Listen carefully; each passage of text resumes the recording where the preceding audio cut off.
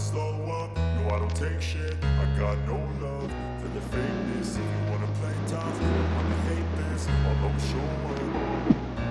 I don't ever slow up, no I don't take shit. I got no love for the. What's up sa inyo mga kaji? Another day at another video tayo. For today's episode, biyahe tayo another country.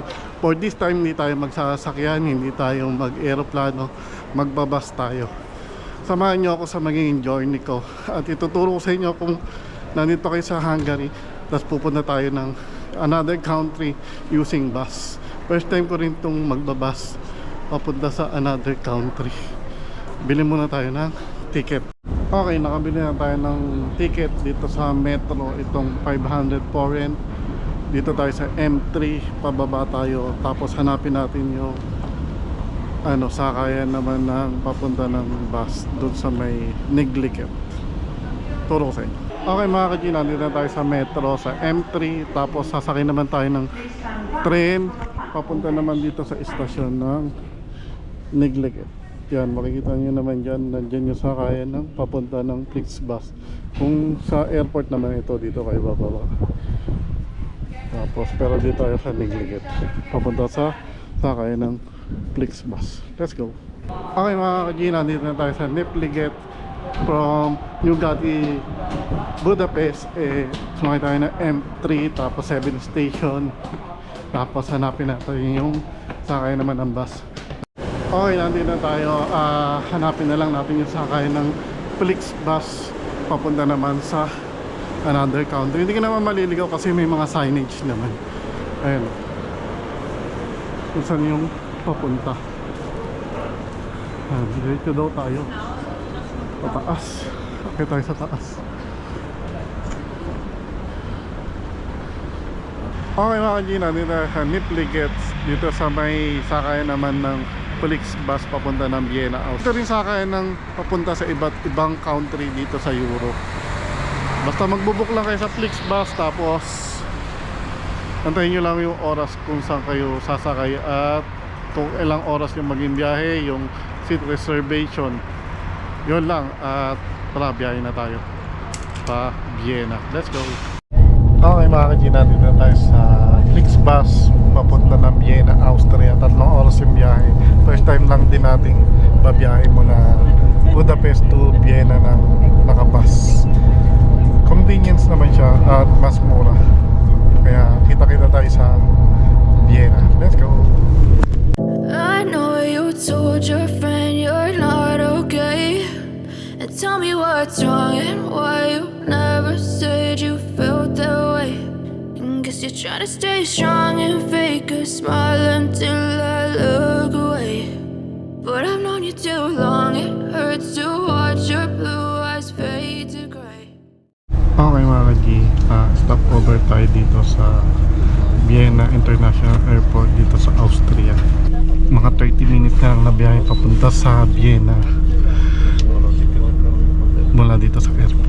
Ito yung airport ng Vienna. First time ko lang din makapunta rito, pero hindi na tayo bababa kasi nga dala-dala naman tayo doon. Ayan. Pero sobrang kapal ng snow dito pala sa Austria. Ayan. Simple lang din ang airport ng Vienna. Okay, diretso na tayo sa central ng Vienna. One eternity later. Okay mga kaji, after 3 hours of traveling from Budapest to Vienna, Austria, dito tayo sa may central station ng Vienna. Explore natin. Iba pala yung klima rito, makapal pa rin yung snow. Di tulad sa Budapest, medyo pawala na yung snow, pero dito sobrang kapal pa rin ng snow. Tara, lakad muna tayo at explore natin to. Tama natin si Kevin, no? Let's go. Okay, nandito tayo sa central station ng Vienna. Explore muna natin. Bilhin muna tayo ng 1-day pass para sa mga sasakyan nating tram or train or bus para sa mga tourist spot dito. Ayan, pakita ko sa inyo.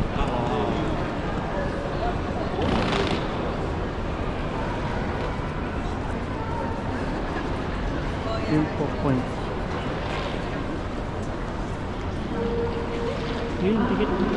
Moments later. Okay mga ka-J, we are back here in Vienna. Siyempre, hindi natin palalampasin ulit pumasyal dito sa St. Peter's Cathedral. Nakapunta na tayo before dito pero siyempre, iba pa rin yung ngayon dahil winter. Nung nagpunta tayo dito medyo pa-summer pa nun eh. Pakita ko sa inyo.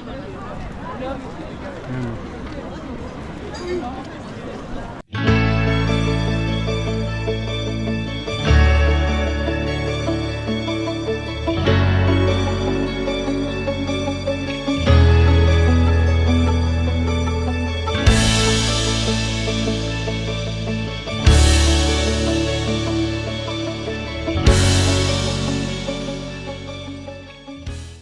Okay, pasok tayo ulit dito sa St.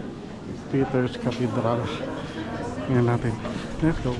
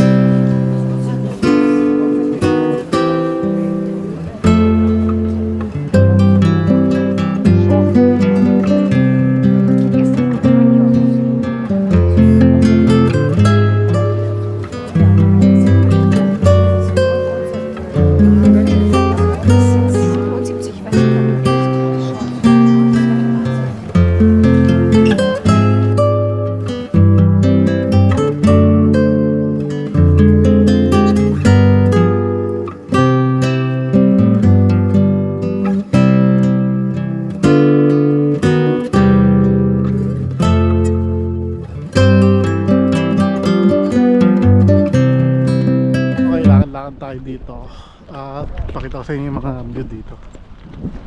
Okay.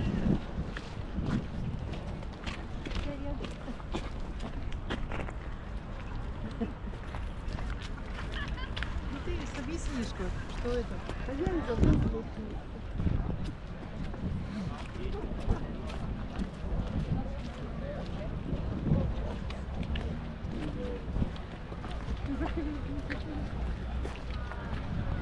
Ang dami nun oh.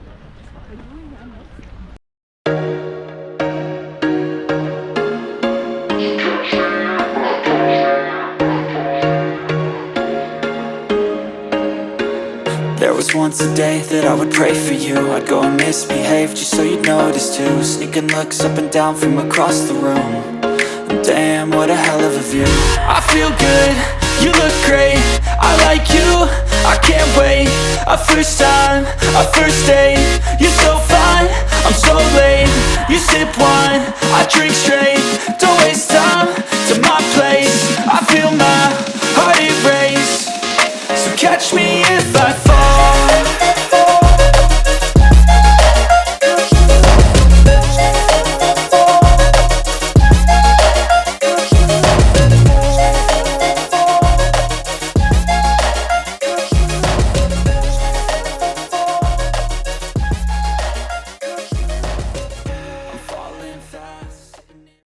Tomorrow. Good day mga ka-G, is day 2 natin dito sa Vienna. Ngayon explore pa natin yung mga hindi natin napuntahang tourist spot dito sa Vienna. Tara, samahan nyo ako. Nandito na tayo sa subway nila sa OBB. Ang train nila rito OBB, sa Hungary. MAB ang pangalan ng mga train nila ron.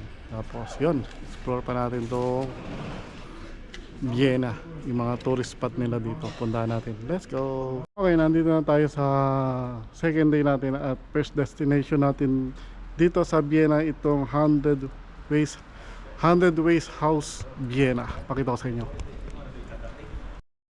I know you told your friend you're not okay, and tell me what's wrong and why you never said you felt that way. try to stay strong and fake. Picture at video muna tayo. Let's go. Okay, tapos na tayo dito sa 100 Ways House, yung isa sa tourist spot dito sa Vienna. Ngayon lipat na tayo ng ibang tourist spot naman. Let's go.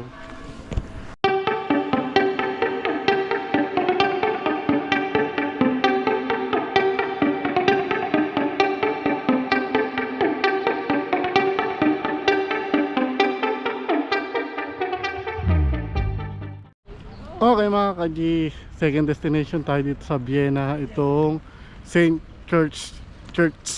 Pakita ko na lang sa inyo. Let's go.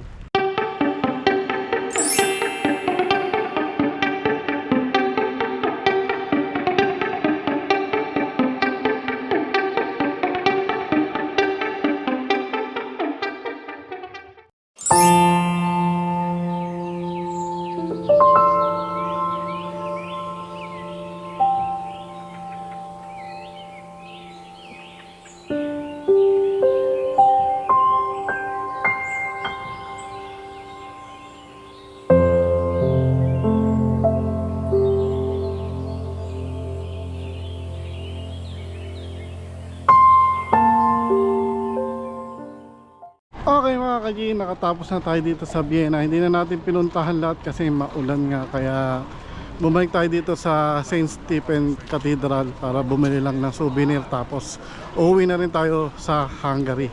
Kaya maraming salamat sa panonood at nakabalik tayo dito sa Vienna.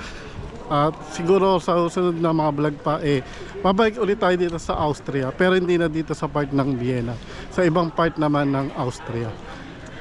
Kaya sa susunod na lang. Let's go at see you on my next vlog.